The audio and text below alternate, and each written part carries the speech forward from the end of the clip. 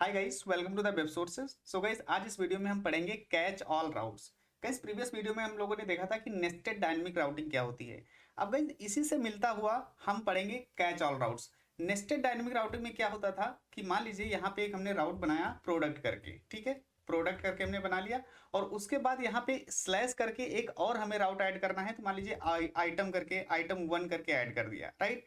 अब फिर स्लैश करके हमें ऐड करना है, तो ये 2 कर दिया। अब यहाँ पे ये हो रही है नेस्टेड डायनेमिक राउटिंग, राइट। अगर हमें जितनी बार यहाँ पे पैरामीटर्स ऐड करने पड़ेंगे, राइट, उतनी बार हमने क्या करना पड़ेगा, मैनुअली जाके फाइल में हमें वो डायनेमिक राउटिंग क्रिएट करनी पड़ेगी, ठीक है। तभी हम यहाँ पे डायनेमिक राउटिंग यूज कर सकते हैं। अब हम करना ये चाहते हैं कि मान लीजिए हम क्या एक बार हम यहाँ पे डायनेमिक राउटिंग क्रिएट करना चाहते हैं फाइल में, ठीक है। फाइल में एक बार हम क्रिएट कर दें और उसके बाद हम यहाँ पे क्या करें, जितने मर्जी पैरामीटर हम ऐड करना चाहें वो ऑटोमेटिकली ऐड होते जाएं, हमें मैनुअली हमें यहाँ पे क्रिएट ना करना पड़े, राइट। तो वो चीज कैसे अचीव करेंगे उसको हम यहाँ पे देखते हैं, राइट। ओके, अगर आपने नेस्टेड डायनेमिक राउटिंग नहीं देखा है, राइट, तो वो जाकर के पहले देख लो, तो आपको अच्छी तरीके से समझ में आएगा कि कैच ऑल राउट्स क्या होते हैं, ठीक है।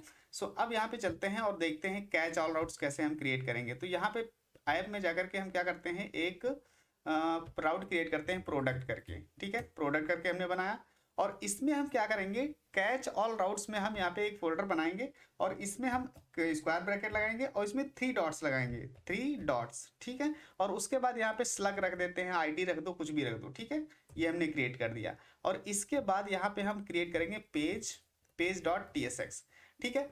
अब page dot T S x हमने यहाँ पे क्रिएट कर लिया, ठीक है। अब यहाँ पे हो क्या रहा है कि जैसे प्रोडक्ट ये हमारा मेन राउट हो गया, ठीक है। उसके बाद प्रोडक्ट के बाद जितने भी हम स्लैश ऐड करेंगे वो ऑटोमेटिकली यहाँ पे ऐड होते चले जाएंगे, ठीक है। और इस पेज को यहाँ पे ओपन कर देगा। तो ये चीज हम यहाँ पे करना चाहते हैं, तो इसको हम यहाँ पे क्या कर लेते हैं, इंपोर्ट कर लेते हैं, ठीक है। ओके, तो अब यहाँ पे चलते हैं और अभी क्या करते हैं, इसको मैं हटा देता हूँ यहाँ पे, ठीक है। अभी जब प्रोडक्ट यहाँ पे हिट करूंगा, यहाँ पे जो हमने बनाया प्रोडक्ट करके राउट, ठीक है। अब जैसे यहाँ पे हिट करूंगा तो ये क्या आएगा, 404 आएगा। 404 किस लिए आएगा, क्योंकि यहाँ पे जो स्लग हमने दिया है डॉट डॉट स्लग, हमें एक मिनिमम एक स्लैश एक पैरामीटर पास करना ही पड़ेगा, ठीक है। सो उसके लिए हम यहाँ पे क्या करेंगे, यहाँ पे चलते हैं और यहाँ पे लिखते हैं आइटम 1 करके, ठीक है।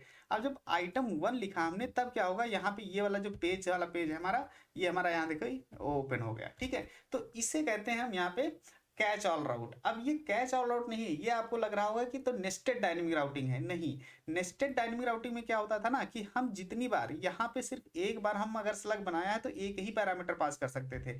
अब यहाँ पे क्या है, यहाँ पे मल्टीपल पैरामीटर जितने चाहे उतने पास कर सकते हैं। मान लीजिए यहाँ पे आइटम 2 कर दिया हमने, ठीक है। फिर भी यहाँ पे पेज हमारा लोड हो रहा है, ठीक है। इसके बाद यहाँ पे अगर हम करते हैं आइटम 3, राइट, तभी हमारा पेज लोड हो रहा है।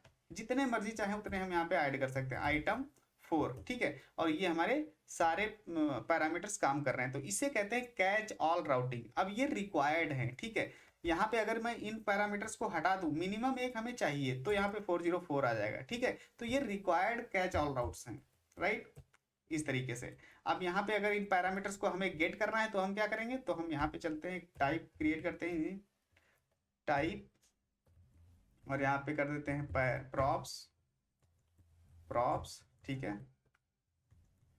और इसके बाद पैरम्स, और यहाँ पे आ जाएगा हमारा स्लग, ठीक है। और यहाँ पे स्ट्रिंग, ठीक है। तो ये हमने क्या किया, यहाँ पे पैरम्स हमने क्रिएट कर दिया। अब यहाँ पे हम डाल देते हैं पैरम्स, ठीक है, पैरम्स, और यहाँ पे प्रॉप्स आ जाएगा, ठीक है, प्रॉप्स। ओके, ये हमारा प्रॉप्स आ गया। अब इसके बाद यहाँ पे हम प्रिंट कर लेते हैं, तो यहाँ पे लेते हैं प्रोडक्ट स्लग्स, ठीक है। और इसमें हम जाएंगे स्लग, ठीक है, स्लग हम डाल देते हैं। और इसके बाद यहाँ पे हमें करना भी पड़ेगा कॉन्स्ट स्लग, स्लग के बाद यहाँ पे पैरम्स, ठीक है। तो ये हमने यहाँ पे क्या किया, एक्सेस कर लिया। अब यहाँ पे चलते हैं और यहाँ पे जैसे यहाँ पे पेज रिलोड होगा, यहाँ पे जितने भी हमने राउट पैरम्स डाले हुए हैं, आइटम 1 आइटम 2 आइटम 3, राइट, वो सारे यहाँ पे डिस्प्ले हो जाएंगे, ठीक है। सो अभी यहाँ पे क्या करते हैं, रिफ्रेश करते हैं एक बार। ये देखो गाइस, यहाँ पे क्या हुआ, सारे हमारे जो पैरामीटर स्लग्स थे वो सारे आ गए, आइटम 1 आइटम 2 आइटम 3 करके, राइट। ओके, अब अगर इसको हम यहाँ पे क्या करना चाहते हैं, ज्वाइन कर देते हैं, ज्वाइन, और यहाँ पे स्लैश डाल देते हैं, ठीक है। और ओके, अब यहाँ पे चलते हैं और रिफ्रेश करेंगे तो ये देखो, यहाँ पे हमने सेपरेट कर दिया, item 1 item 2 item 3 item 4, right. यहाँ पे अगर हम 2 हटा देते तो यहाँ पे जितने हम पैरामीटर डालेंगे वो यहाँ पे लिस्ट हो जाएंगे, राइट। तो इस तरीके से हम यहाँ पे क्या कर सकते हैं, हम कैच ऑल राउट्स का यूज कर सकते हैं, ठीक है, कि जितने मर्जी पैरामीटर्स हम ऐड करना चाहें वो हम आसानी से ऐड कर सकते हैं। ओके, अब ये जो है ये हमारा सर्वर कंपोनेंट है, ठीक है। अगर यहाँ पे हमें क्लाइंट कंपोनेंट यूज करना है तब हम क्या करेंगे, तब हम यहाँ पे करेंगे use client, use client, use client. अब यहाँ पे हमें इसकी जरूरत नहीं है, ठीक है। यहाँ से अगर इसको हटा देते हैं, कमेंट कर देते हैं, और यहाँ पे भी नहीं रहेगा ये, ठीक है। और यहाँ पे हम क्या करते हैं, यूज करते हैं यूज पैरम्स, ठीक है।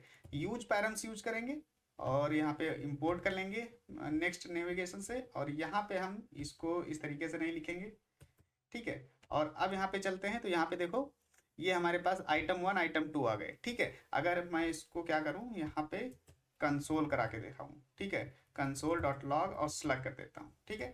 अब यहाँ पे चलते हैं और यहाँ पे रिफ्रेश करेंगे एक बार, ओके ओके,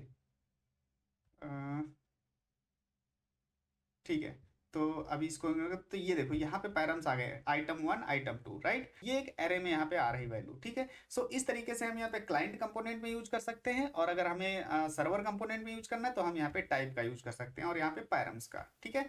तो ये हो गया हमारा catch all routes, right. Next video में हम समझेंगे catch all routes optional parameter, ठीक है। अगर हम यहाँ पे कोई भी पैरामीटर नहीं पास करते हैं, ठीक है, तो हम कैसे हम उसको यूज करेंगे, ठीक है। और अगर पास कर देते हैं तो भी यूज होना चाहिए, ठीक है। तो ऑप्शनल पैरामीटर्स हम देखेंगे कि किस तरीके से पास करते हैं कैच ऑल राउट्स में, ठीक है।